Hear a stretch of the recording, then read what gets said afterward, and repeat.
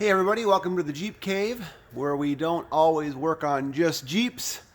Today I am working on a 2012 Kia Optima, and I'll show you what I'm running into here. I've been looking over the brakes and getting everything set for this vehicle. It's one of my daughter's friends' vehicles. Anyway, it had a broken wheel stud on the driver's side here, and the brakes were metal on metal on this side, and the problem that I had was with Kia's design on this dang caliper bracket, and I'll show that to you here.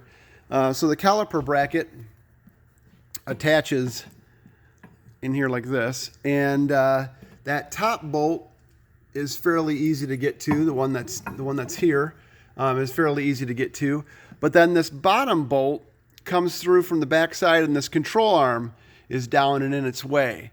And then in order to get that bolt out, the shock wouldn't let the bolt come all the way through because it comes in from the front. So I had to loosen the shock, and what a pain in the butt. So on the other side, I figured there's got to be a better way. And let me pause and go over to that side, and I'll show you what I figured out on that side. All right, over here on this side, if you take that caliper all the way off, and these are super lightweight, so you could even let that carefully hang there. Normally you don't let them hang, you know, it's bad for the hose, but in this case they're so lightweight that it doesn't really hurt anything. But I'm going to tuck that back in there just so that it's out of the way. But anyway, what I figured out was that this top bolt here I can get to, you know, with my impact, so that came out real easy. And then this bottom bolt, by taking that caliper completely off, you can see that down in there, I can get a box end wrench on that.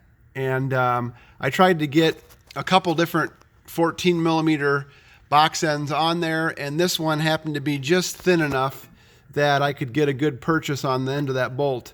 And this is just a cheap, made in Taiwan 14 millimeter, but that box end was thin enough that I was able to get down in there to that bolt there and loosen it enough that I'll be able to get this caliper bracket off without taking the control arm or loosening the shock, and it'll be a lot easier. Now that bolt, if you can see that or not, that bolt won't end up being able to slip all the way out, but it'll come out far enough that it'll be able to completely unscrew from that bracket, and I'll be able to get that bracket all the way off and finish changing these brakes.